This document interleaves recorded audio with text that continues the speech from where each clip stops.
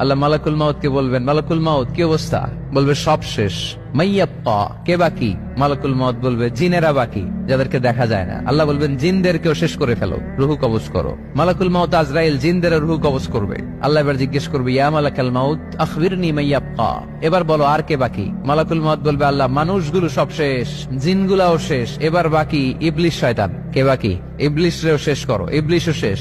আল্লাহ আবার জিজ্ঞেস করবেন, ইয়া মালাকাল মাউতি মাইয়াব্বা, আর কে বেঁচে আছে বলো?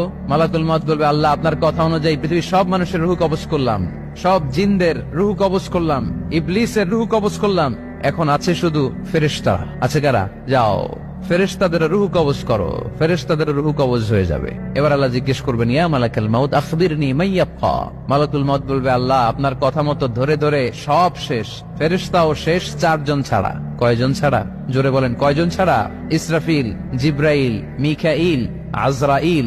আল্লাহ এই 4 জন আমরা বাকি। আল্লাহ বলবে, যাও ইযহাব ইনতালিক ইলা জিবরিল ওয়াকবাদ রূহাহ, জিব্রাইলের রুহু কবজ করো। ইযহাব ইলা ইসরাফিল ওয়াকবাদ রূহাহ, ইসরাফিলের রুহু কবজ করো। ইযহাব ইলা মিকাইল ওয়াকবাদ রূহা, রুহু কবজ করো। ওই 3 ফেরেশতাও শেষ। এবার আল্লাহ তাআলা জিজ্ঞেস করবেন, ইয়া মালাকাল মাউত আখবিরনি মাইয়াব্বা, হে মালাকুল মাউত আর কে বাকি আছে বলো? মালাকুল মাউত বলবে, আল্লাহ আপনার কথা মতো মানুষগুলো শেষ, জিনগুলো শেষ, ইবলিস শেষ, আমার বাকি 3 ভাই ইসরাফিল, মিকাইল, জিব্রাইলও শেষ, শুধু আমি, শুধু আমি। আল্লাহ বলবেন, কেউ নাই? মালাকুল মাউত বলবে, না আল্লাহ কেউ নাই। এবার আল্লাহ তাআলা বলবেন, মালাকুল মাউত তুমি তো সবাই রে মারছো, এবার তুমি মরো, এবার তুমি মরো, তুমি মরো। শোনার সাথে সাথে মালাকুল মাউতের কাঁপুনি ছুটে যাবে, খিচুনি এসে যাবে ভয়ে। আল্লাহ বলবেন, কাঁপুনি দিয়ে তো লাভ নাই, কারণ কুল্লু নাফসিন যায়িকাতুল। রব্বুল আলামিন বলবেন, মালাকুল মাউত কেঁদো না, এটাই দুনিয়ার বিধান, আমি আল্লাহর দেয়া বিধান, এটাই জন্মালেই মরতে হয়। যাও জান্নাত জাহান্নামের মাঝখানে একটা জায়গা আছে, জায়গাটার নাম হলো আরাফ। এই আরাফের মধ্যখানে যে দাঁড়াও, ওখানে যে মালাকুল মাউত কাঁপতে থাকবে।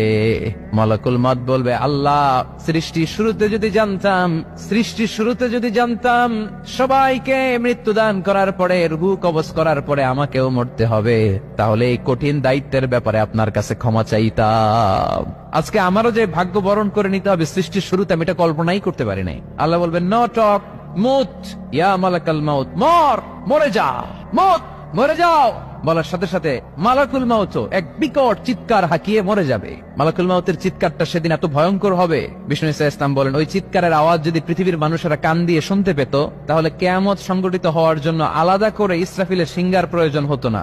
ওই চিৎকারের আওয়াজে প্রতিটা মানুষ কানের পর্দা ফেটে ওই জায়গায় লাশ হয়ে পড়ে যেত। এবার ডানে বায়ে সামনে পেছনে উপরে নিচে কেউ নাই, একজন ছাড়া। জোরে বলতে হবে, তিনি কে? আল্লাহ তখন পৃথিবীকে একটা ডাক দিবেন, বলবেন, ইয়া দুনিয়া আইনা আনহারুকি, এই পৃথিবী তোর নদীগুলো কোথায়? ইয়া দুনিয়া আইনা আশজারুকি, এই পৃথিবী তোর গাছগুলো কোথায়? বটতলা। ইয়া দুনিয়া আইনাল জিবাল, তোর বড় বড় মাউন্ট এভারেস্ট পাহাড়, আলাস্কা পর্বতমালা, আলপস পর্বতমালা, এগুলো কোথায়? তুর পাহাড় আজকে কোথায়? ইয়া দুনিয়া আইনাল মুলুক, রাজা বাদশারা কোথায়, যারা ক্ষমতার দাপটে পা জমিনে ফেলতে চাইতো না? আইনাল জাবাবেরা, অত্যাচারী স্বৈরা শাসকগুলো আজকে কোথায়? কোথায় আজকে? কোন আওয়াজ নাই। আল্লাহ তখন হুঙ্কার দিয়ে বলবেন, লিমানিল মুলকুল ইয়াউম, who belongs the kingdom today. আল্লাহ চিৎকার দিয়ে বলবেন, আজকে ক্ষমতা কার?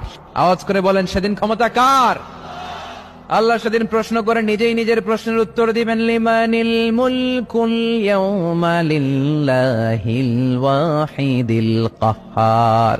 সেদিন ক্ষমতা দুনিয়ার কোন রাজার নাই, কোন বাদশার নাই, কোন স্বৈর শাসকের নাই, কোন সুলতানের নাই, কারো নাই। সেদিন ক্ষমতা চলবে একজনের, তিনি কে? তার নাম হচ্ছে রহমান। তার নাম কি? আরো জোরে বলেন, কি নাম? এজন্য রহমান কারে বলে আজকে চিনতে পারছেন? তার দয়ার শেষ আছে? তার ক্ষমতার কোন কুল কিনারা আছে? তার ধন ভান্ডারে কোনো কমতি আছে? এজন্য লা বিশাইইন মিন নিআমিকা রাব্বানা নুকাযযিবু ফালাকাল হামদ, we don't deny any of your mercy and blessings, all praises to you. আল্লাহ তোমার কোন নিয়ামতকে আমরা অস্বীকার করি না।